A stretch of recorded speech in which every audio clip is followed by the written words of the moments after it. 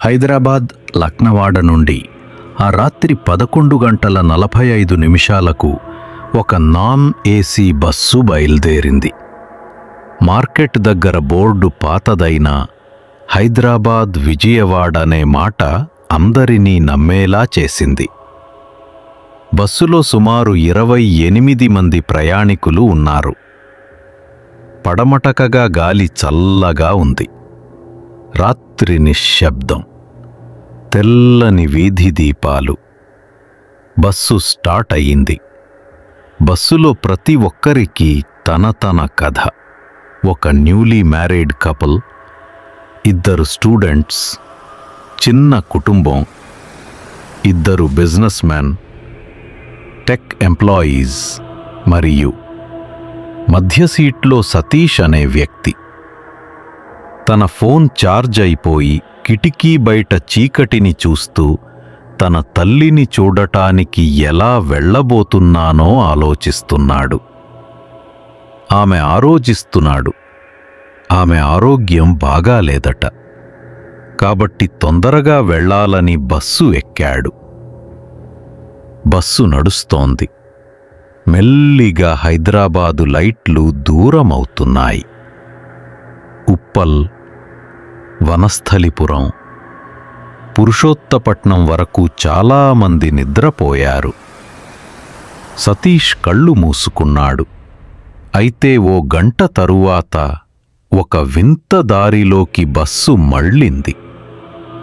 బయట జీపీఎస్ కూడా సిగ్నల్ చూపించలేదు. కాండ్రిగడ్డ తరువాత అడవి రోడ్డు మరింత లోతుగా మారింది. బస్సు లోపల పాత బల్బు లైట్లు మసకబారుతూ మళ్లీ వెలిగాయి. ఒక్కోసారి ఆప్యాయంగా రోడ్డు మీద సడన్ బ్రేకులు వేస్తూ డ్రైవర్ కొంచెం టెన్స్లీ నడుపుతున్నట్టు అనిపించింది. ప్రయాణికులకు అనుమానం కలిగింది. అన్నా, ఇది ఏ దారి అని ఒకరు డ్రైవర్ని అడిగాడు. డ్రైవర్ సీరియస్గా అన్నాడు, హైగ్వే బ్లాక్డ్ సర్, మరొక్క దారిలో వెళ్తాం. డ్రైవర్ మాట నిజమని అందరూ నమ్మేశారు. కాని బయట పూర్తిగా చీకటి. వెలుగుగాక కేవలం బస్సు హెడ్లైట్ మాత్రమే. ఒక స్టేజ్లో బస్సు ముందు బస్సు ముందు ఏమో తెల్లగా కదిలింది. ముందు సీట్ల వాళ్ళు లేచారు. మళ్ళీ చూడగా ఓ తెల్ల చీరలో మహిళ బస్సు రోడ్డు మధ్య నిలబడి ఉంది. హెడ్లైట్ పడటంతో ఆమె ముఖం మొత్తం తెల్లగా కనిపించింది. డ్రైవర్ కంగారు పడ్డాడు. బ్రేక్ వేశాడు. బస్సు విత్ సడన్ జర్క్ ఆగిపోయింది. అందరూ ముందుకు పడిపోయారు. మహిళ బస్సు ముందు పడిపోయినట్టనిపించింది. కొంతసేపు నిశ్శబ్దం. వెంటనే పానిక్. కొంతమంది చూద్దాం అంటూ దిగారు. సతీష్ కూడా దిగాడు. వాళ్ళు టార్చ్ వేసి వెతికారు. కానీ ఆమె మాయమైపోయింది. చుట్టూ చీకటి, కేవలం గాలి. ఎవరో మెల్లగా అరిచినట్టుగా అనిపించింది. ఎక్కడికి వెళ్దాము? అందరూ వెనక్కి బస్సులోకి ఎక్కేశారు.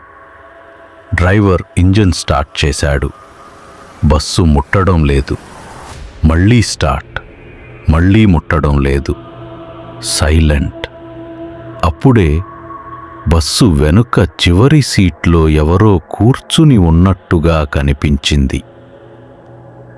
టార్చ్ వేసి చూస్తే అదే తెల్ల చీరలో ఉన్న మహిళ బస్సులో ఉంది. ఎప్పుడు ఎక్కింది? ఎలా ఎక్కింది? ఎవరూ చూడలేదు. ఆమెపై హెడ్లైట్ పడలేదు. అయితే సీటు నంబర్ 28లో ఆమె కూర్చుంది. వీరంతా దిగినప్పుడు ఆ సీటు ఖాళీగా ఉండేది. మెల్లగా ఆమె తలను తిప్పి వెనకున్న వాళ్లను చూసింది. కళ్ళలో తెల్లదనం, రక్తపు ముద్దలు నోటిమూలలో. ఆమె స్వరం వికారంగా, నా ప్రయాణం ముగియలేదు అంది. లైట్లు అదిరిపోతూ ఆపిపోయాయి. చీకటిలో బస్సు మొత్తం ఒక చల్లని గాలితో నిండింది. మొదటి సీట్లో కూర్చున్న వాళ్ళు ఆమె వైపు వెళ్ళాలని చూశారు. కాని వెంటనే అరుపులు, అయ్యో ఆ అని వింటూ శబ్దమాపేసింది. లైట్ పడడేసరికి ఆ ఇద్దరూ కనిపించలేదు. సీటు మీద రక్తపు గీతలు. బస్సులో పిల్లాడు ఏడుస్తున్నాడు. వెనుక అతని అమ్మ అతన్ని గట్టిగా పట్టుకున్నది. తరువాత వెనుక లగేజ్ ర్యాక్ కింద ఏదో కదులుతున్నట్టుగా శబ్దం వచ్చింది. ఒక ప్రయాణికుడు టార్చ్ వేసి చూశాడు. పెద్ద తెల్ల చేతులు అతన్ని లాగేశాయి. అతను కేక పెట్టాడు. అతని వాయిస్ బస్సు మొత్తాన్ని కదిలించింది. చూసేసరికి అతను అదృశ్యం. బస్సులో ఇంక ఆకపోయిన శ్వాసలు, పిల్లల ఏడుపు వెనక సీట్ల దగ్గర చిత్తడి వాసన. మిగతా వాళ్లంతా మధ్య సీట్ల దగ్గర చేరిపోయారు. సతీష్ డ్రైవర్ దగ్గరకు వచ్చాడు. డ్రైవర్, కండక్టర్ సీట్ల నుండి తలలెత్తి చూశారు. కళ్ళు పూర్తిగా తెల్లగా, చర్మం నల్లబడి. డ్రైవర్ అంది, ఈ బస్సు 7 సంవత్సరాల క్రితం ఇక్కడే అడవిలో ప్రమాదం జరిగింది. వెంటనే కండక్టర్ చెప్పాడు, అందరూ చనిపోయారు, ఒక్కరితో కలిసి ఆమె కూడా. తర్వాత ఇద్దరూ ఒకేసారి అన్నారు, ఇప్పుడు ఈ రూట్లో మృతులే ప్రయాణిస్తారు. డ్రైవర్ రోడ్డుపై చీకటిలో చూపించాడు. సతీష్ కిటికీ బయట చూశాడు. అడవి మధ్య బస్సు టైర్ మార్కులు రక్తంలాగా ఎర్రగా ఉన్నాయి. అవే రోడ్డును ఫాలో చేస్తూ ఎక్కడికో వెళ్తున్నాయి. సతీష్ మరో ఇద్దరు బస్సు నుంచి దూకేశారు. గాలి చల్లగా, చీకటి గాఢంగా. వాళ్ళు పరుగెత్తారు. ఎంత పరుగెత్తినా అదే బస్సు వాళ్ల ముందు కనిపిస్తోంది. అన్ని మార్గాలు అదే బస్సుకే వెళ్తున్నాయి. అడవిదారి తిరుగుతూ వారి కాళ్ళు బలహీనమయ్యాయి. సతీష్ వెనక్కి చూశాడు. మహిళ బస్సు పైపై నిలబడి వారిని చూస్తోంది. ఆమె చేతులు పొడిగించి రా అన్నట్టు కనిపించింది. చివరికి సతీష్ గుర్తు తప్పిపోయాడు. కళ్ళు తెరిచేసరికి అతను విజయవాడ బెంజ్ సర్కిల్ బస్టాండ్లో ఉన్నాడు. ఒక్కడే. బస్సు లేదు, ప్రయాణికులు లేరు, సీట్లు లేవు. టికెట్ చూశాడు. దానిమీద రాసి ఉంది. అతను నిలబడి ఉండగానే గాలి ఒక్కసారిగా వీచింది. వెనక్కి చూసుకోవడంతో అదే తెల్ల చీరలో మహిళ దూరంగా కనిపిస్తూ నెమ్మదిగా మాయమైంది.